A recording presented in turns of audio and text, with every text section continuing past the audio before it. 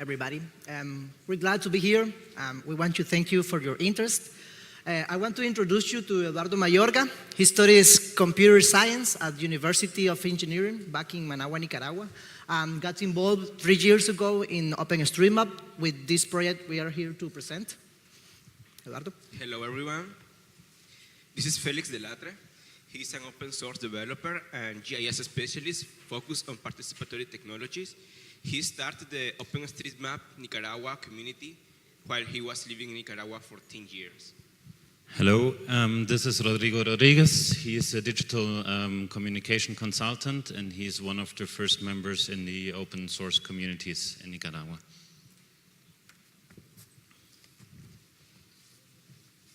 So we are here to present a project by Mapanica, also known as OpenStreetMap Nicaragua, the Nicaragua community. And in this project, 200 people participated, and around 8 out of those 200 people were in the core group. And only 3 of us are here to present this project, an example of how free software and OpenStreetMap can be used to make something wonderful to improve other people's lives, and why open data is so important for equitable and sustainable development. But hey, well, Nicaragua, where is it and how do you eat it? Well, Nicaragua, it's a small country. Not everybody knows exactly what it is, but it's located in the center of the American continent and in Central America between Costa Rica and and Honduras. It's a beautiful country surrounded by the Caribbean Sea and the Pacific Ocean. It's a country of volcanoes and lakes. And also wonderful people. Sadly, we also have to say it's one of the poorest countries on the American continent, or more precisely, maybe impoverished. This talk is about transit maps, and when we talk about transit maps, maybe from a perspective from Europe, we think, hey, that's normal, everybody has one. But if you look to Latin America, Africa, huge parts of Asia, we actually see it's not a normality. I would even take a wild guess that there's not even half of the cities with a transit network that have a map of it. In Nicaragua, it's the same, but we were one of the first that were able to create this map. So the bus lines, they grow with the city itself. There is no formal information available, so we had to survey that information by ourselves. We could not just import that into OpenStreetMap. And a bus driver even told us that when the first day he went to duty for his job for bus driving, he didn't know where to go. He had to ask his own passengers where to turn around because he had no idea. And don't think that in that picture, the bus and the label, they tell the destination. It says Angel of Love or something like that. So Managua is kind of a messy city. It's a beautiful city, but it's very messy. And mobility is a real problem, not just for people living there, but also for locals, but also for visitors, for foreign people. So this means that people has limited access to working activities and leisure. So making public transit understandable to everybody contributes to equal opportunities, because it is about development to provide service to the economically active part of the population, but also about democratizing mobility. We as a community wanted to change that. We wanted to create a state-of-the-art transit map for Managua, both a printed and a web map, and we wanted to make it sure it's going to be freely available, not just as a free beer, but also as a freedom of speech. We wanted others to build on top of it. We are in times that some people call the geospatial revolution. So technology and tools are available. We can use them, especially within the OSM ecosystem. And the knowledge is there, so we could learn how to do it. We just needed the data. We already had the tools to create the products. It was a lot of work. We couldn't do that completely by ourselves. We couldn't do that alone. So we engaged local people with local knowledge, so that we could ask people and empower them. So because if they have the power to make their own map, they have the possibility They have the power over their map. If they can create it, everyone can create it. It changes the map when everyone can take part of it. So OpenStreetMap Nicaragua, what is it? Well, we are a community from many different cultural and technical backgrounds, and we're doing this in mind for everybody, but especially for the bus users. So we ask everybody who wants to help with it to help to build a community, because several help things better than one. And we counted with the participation of enthusiasts from the local free software community, because FLOSS communities in Nicaragua are very united. We also have the participation of university students and engaged and interested citizens. Actually, we had a former congressman participating once. So that was quite cool. We built the community by organizing mapping parties, and over a lapse of 2 years, over 200 people learned how to map in OpenStreetMap. Although they helped a lot to gather the basic data on the network. And editing in OpenStreetMap was somehow complex, however, especially public transportation, because it involves relations and all this. So at the end, the core group was doing most of the OSM editing.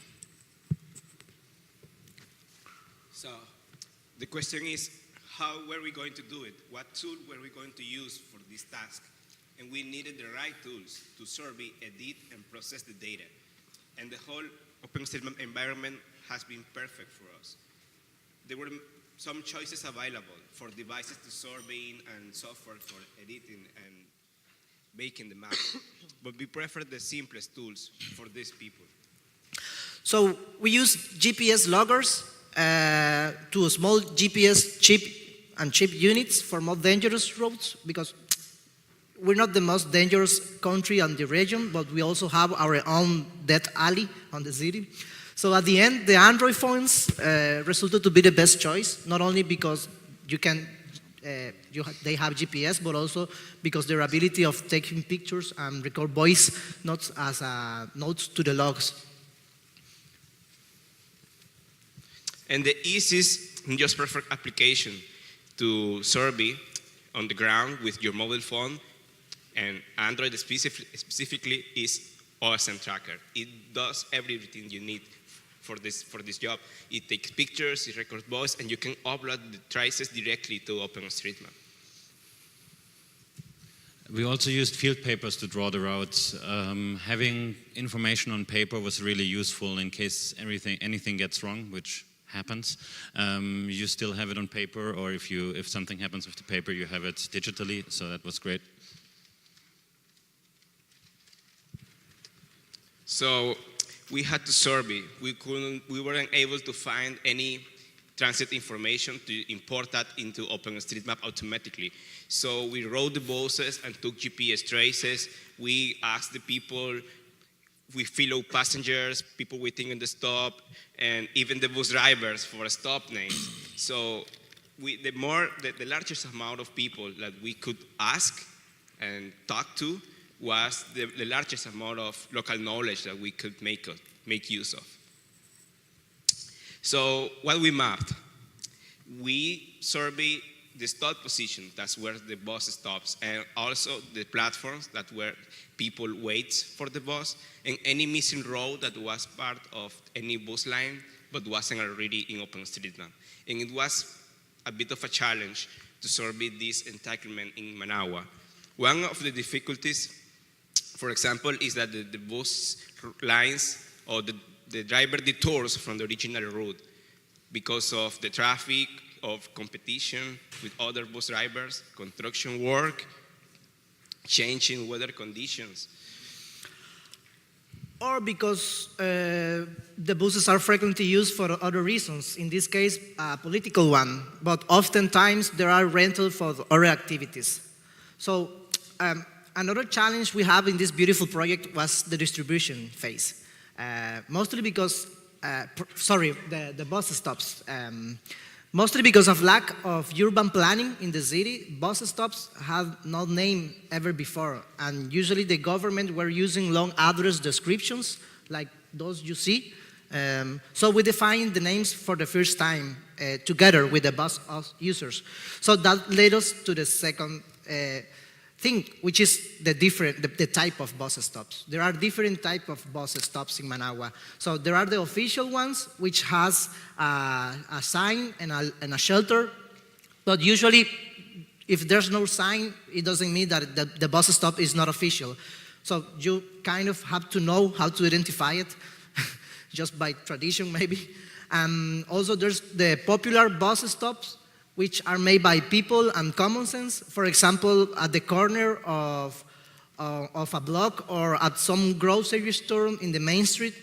And also you have finally the other third kind of bus stop, which are areas where you can stop the bus on demand, wherever you need, or surrounded parts of the city where small taxis or motor taxis are the way of transportation.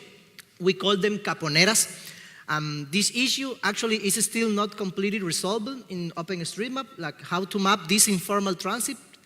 So if you have any comment about it, please give us some feedback. Yeah, it would be very interesting to know how we could map those kind of on-demand stops in OpenStreetMap. There have been some discussion on the mailing list, but we would really like to get more into that. But even the resolved part in OpenStreetMap, the classical transport system, is relatively complex, and all is stored in corresponding relations. There's the public transport schema 2 that wasn't making it really good for the volunteers to map, and a good portion of work went into verifying the data afterwards. And there was this year's Google Summer of Code project, plugin for JOSM, which Daira, she's here, developed, PT Assistant. Thanks for that, because it helped a lot to verify proper data, and we also were able to contribute some patches to do some verification on the bus stops. So this was one thing, to get all the data in, to get it verified, to have good quality in OpenStreetMap. The other challenge we wanted to get to is how we get to products. The first product we were able to do was a simple web application. We created this for ourselves to verify the data, but then we found out it's useful. It's all open source, simple stuff, some libraries glued together, and it was good because we were already able to get some feedback from the people about correctness and all that. But our real goal we wanted to get to was a paper map. I think that's really important to have one in the city, and there was never ever a proper map before, not in any country in Central America, a very few in whole Latin America, and we were able, with the tools of OpenStreetMap, just to create one, and it was really cool. The design is inspired by Digital Matatus, which was a project on how to visualize informal transit. And we combined it with the Nicaraguan feel of perceiving maps. As we also saw in the keynote, if streets have no names, which is the same issue in Nicaragua, we need other ways to find ourselves around and orient ourselves. So this is mostly done by reference points, roundabouts, or traffic lights. So we included them in the map so that people could understand the map based on how they feel their own city. And of course, we wanted to print this map. Therefore, we were able to run a crowdfunding campaign together with the humanitarian OpenStreetMap team. A lot of people sent their money in. Thanks a lot for that. It was great, and it made it possible so we could print the map 40,000 times.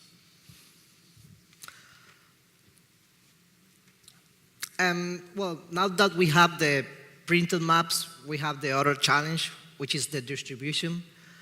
So how to give maps to the people who need them. So we made an alliance with the ticket office to distribute with them the maps, and we also gave them directly to the bus users on the street in one of the main bus stops of the city. That day, people had a proper bus map in their hands for the first time of their life, and for the first time of the city's life also. And we invited press to cover the event, so other people could tell they have already a transit map of the public transport system. The users, and especially the bus drivers, like the map a lot. All this is to be understood as an intelligent proposal based on crowdsourcing. We are not a public transit agency, and we are guessing what is the transit network. And to improve this data, which is gathered by crowdsourcing, what could you do? You do more crowdsourcing. So we are trying to establish methods how people can provide easily feedback. And we did it with a simple web form. So that the goal was to lower the barrier, to make it easier for people to give us information, to correct and make the map even better. And we received hundreds of emails from people telling us this is wrong and please check it and fix it. And people were making sure that the map that they were using were correct. The local knowledge was really important.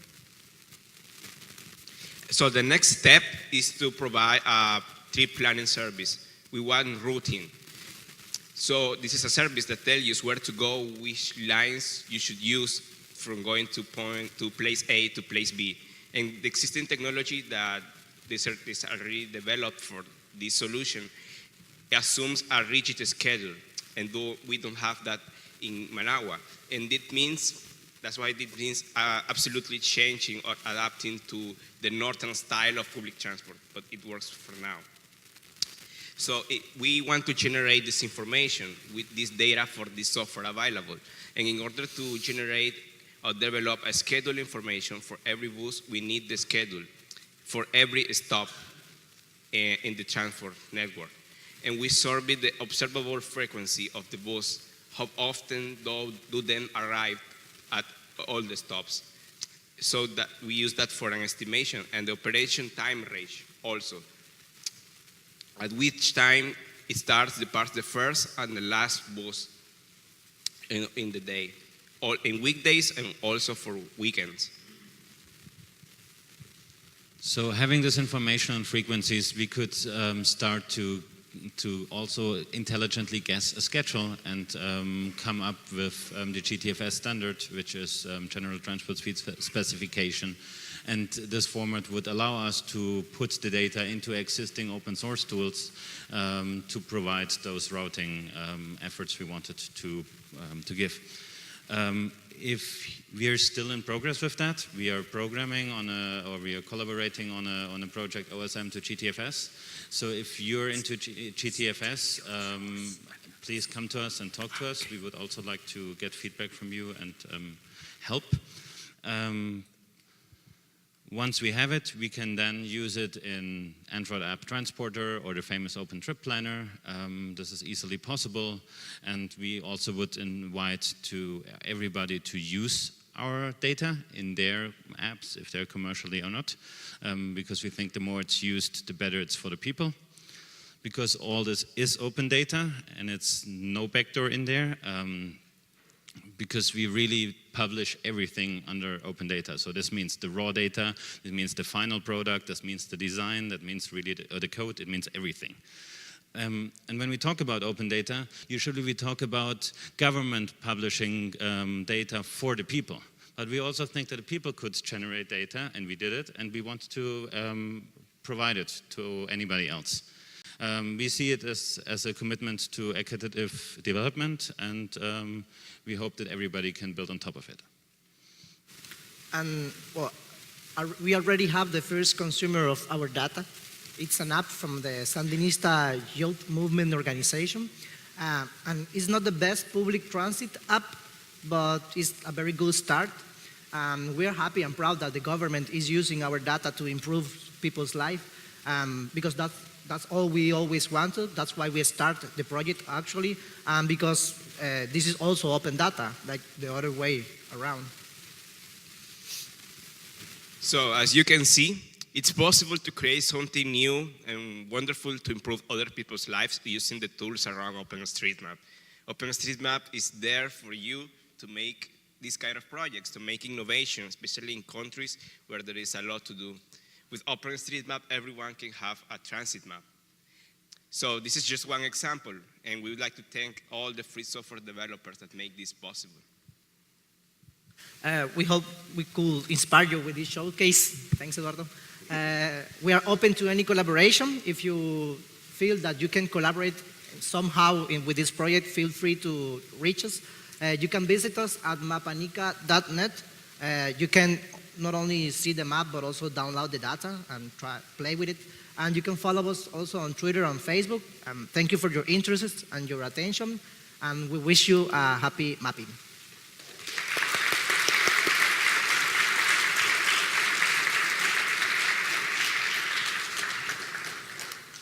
Any question or comment?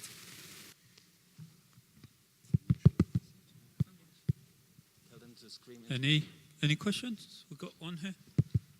I think this microphone's working. We'll give it a try. So if you've never seen a transit map before, you've never held one before, and you suddenly get one in your hands, what's that experience like? And I mean, are you able to use it right away, or any thoughts? Well, we have maybe a little bit challenging step, which is like the validation for the map. But actually, in the first days we launched the map, the printed map, we got a lot of feedback via the web form, and we didn't receive any negative feedback. Most of the feedback were like for fixing some data or congratulating the effort. People were like very happy. You could see like when we gave the people's map, people like grab the map and say like, wow, cool, this is cool. And they were like playing or trying to understand actually the printed map. And it was pretty fun, pretty cool. We hope that they could understand. We got the feeling that they understood the map, but we haven't done any validation yet. We expect to do it on the next month. I would like to add that I would see it as well as a process. So once there's a map, it's not that they're completely used to use it immediately, but it's fun to play with it, and I think over time it starts making more and more sense for more and more people, and you have to start, and then people learn how to read it as well.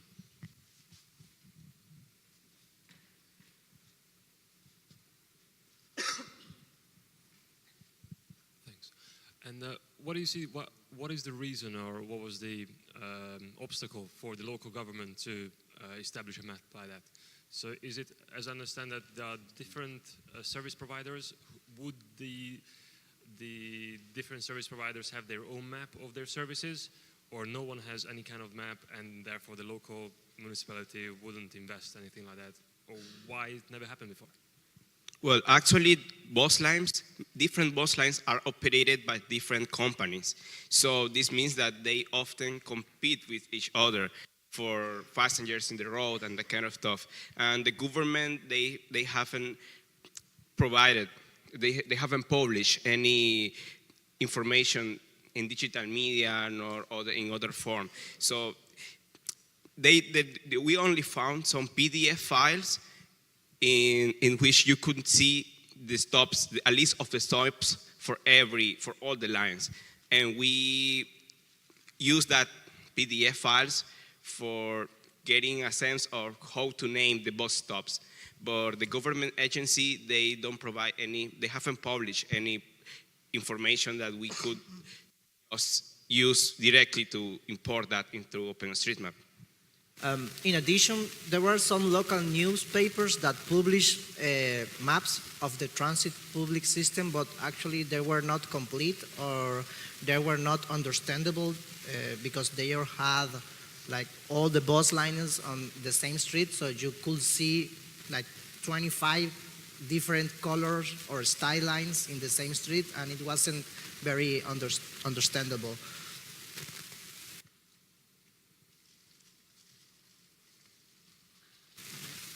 Over there.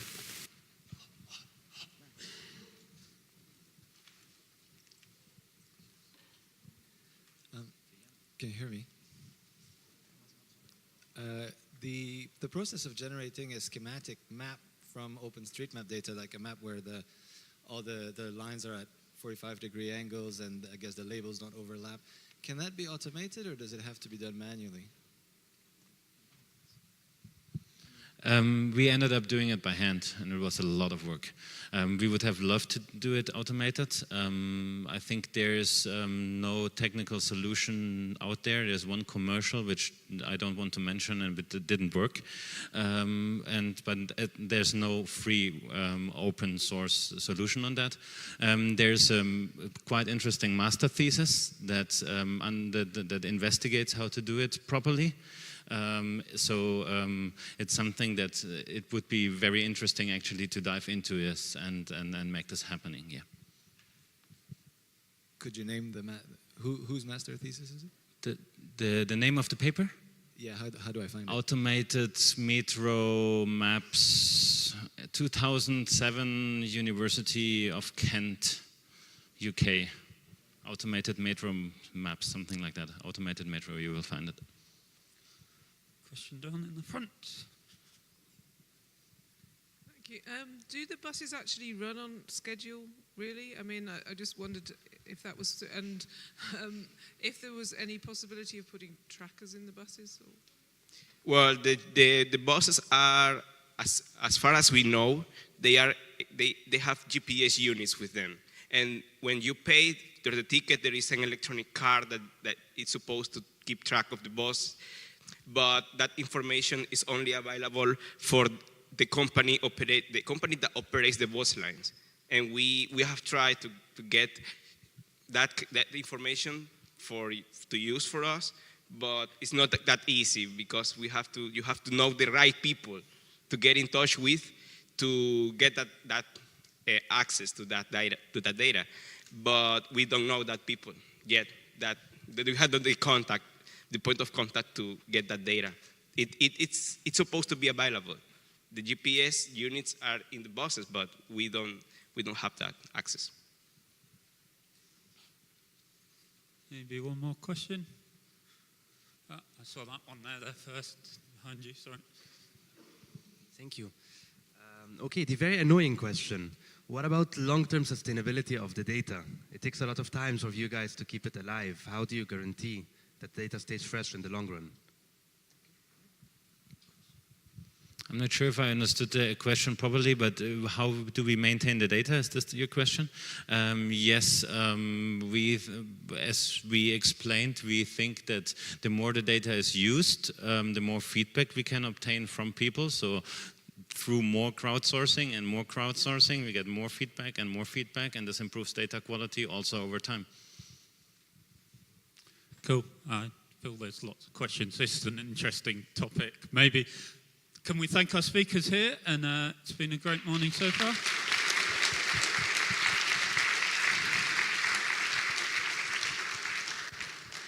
So we now got